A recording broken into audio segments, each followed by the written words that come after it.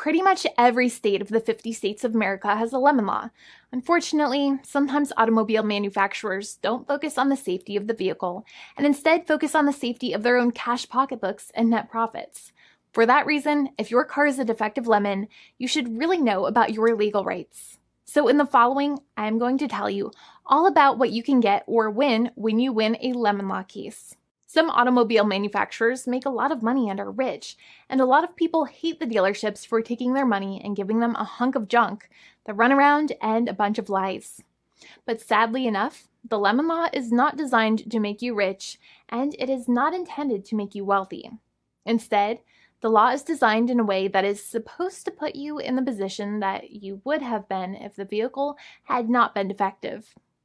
It is supposed to make you whole. Even if you spent $60,000 or $70,000 on the car to fix up the car and spice it up, you still might not get that money back.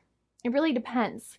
Even though the dealership might have lied to you, given you the runaround, and then failed to do their part. That's why it is important to give them the lemon drop down.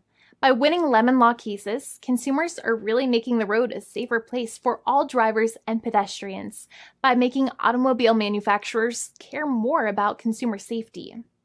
Now, what you get when you win a lemon law case usually comes down to one of three possible options or remedies. Option 1 is that they might provide you with a replacement vehicle.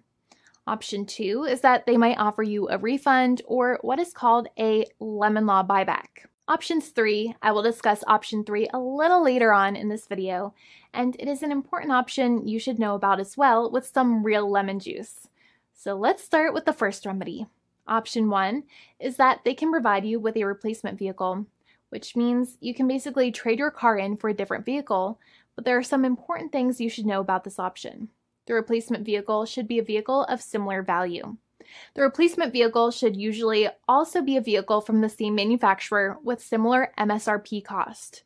It's crazy that many times, even though you really don't like dealing with that dealership, you might have to get a second car from the same manufacturer, even though they have lied to you and given you the runaround or given you a hard time. But there's another option with this as well, because year after year, the cost of vehicles might go up and the new vehicle might cost more. That price jump can make it difficult to get a car with the same MSRP price. Even though your car was a lemon, you might still have to pay that extra cost for the new and now more expensive vehicle. Thankfully, there is option 2, which allows you to get a refund through a lemon law buyback. But one of the problems with a buyback is that sometimes you might have to have a trade-in vehicle, and you might have still been required to pay more money on that trade-in vehicle.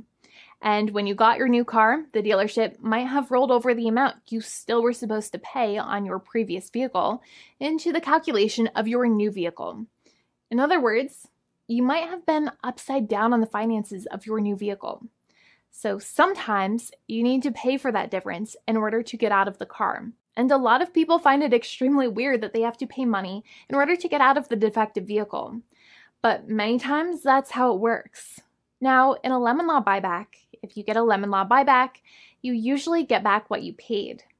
You may have bought the vehicle in a one lump sum all at once, or you more than likely had a finance or lease plan. What you usually get back is the money that you actually paid. Your hard-earned money that actually left your pocket and went straight into the pockets of the manufacturers. So think about it for a second and try to calculate about how much you paid. Think about the down payment and also add up all of the monthly payments that you have made for your car so far. It can add up to a lot of hard-earned money. In some cases, it can add up to $30,000 or more, but every case is different. Even though they accept that their vehicle is a lemon, many times the manufacturers still try to pinch pennies and also nickel and dime their customers. So they deduct certain fees during the negotiations, such as an offset for mileage for the portion of time that your vehicle did not have problems. Sometimes it is legal for manufacturers to deduct such things from the settlement you end up getting, but many times they may be doing so incorrectly or it might be taking away too much of your personal money. Having a powerful negotiator and experienced attorney by your side can be very helpful. In addition, most lawyers do not charge you out of your own pocket for their attorney's fees and court costs. Many attorneys only get paid if they win, and if they don't win, they just don't get paid anything. Lots of attorneys spend their own money on your case, and the attorney might never get the money back.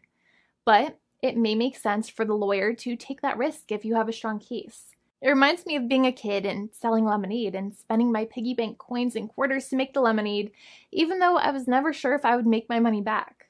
But when I made amazing lemonade, everybody would want it. We would all be happier as a result. Option 3 is that sometimes a manufacturer might simply pay you a settlement in what is called a cash and keep procedure. That's when you keep the car, but you get paid some compensation for all of the headaches and defects the vehicle caused. Even if you don't have a clear lemon law case, the manufacturer might still make a good faith offer to settle the matter and get it off of their heads. In many situations, even though the settlement might be less than a full buyback of the vehicle, it might make sense for you to accept that offer depending on your goals. In addition, it's usually required that the problems happened while your car was under warranty or extended warranty.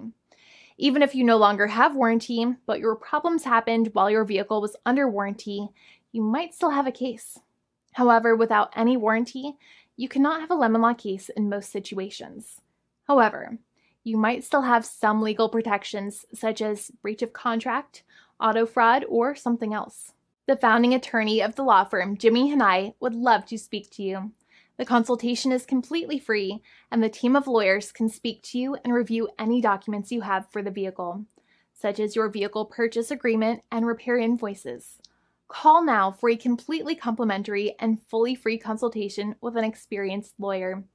It's free to call 1-800-400-5050 day or night, 7 days a week, or visit us at www.californialaw.com. Lawyers are waiting to speak to you and encourage you to call. This video is not legal advice. I am not an attorney.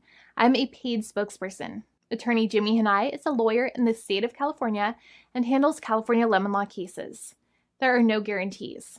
This legal advertisement is by lawyer Jimmy Hanai of CaliforniaLaw.com.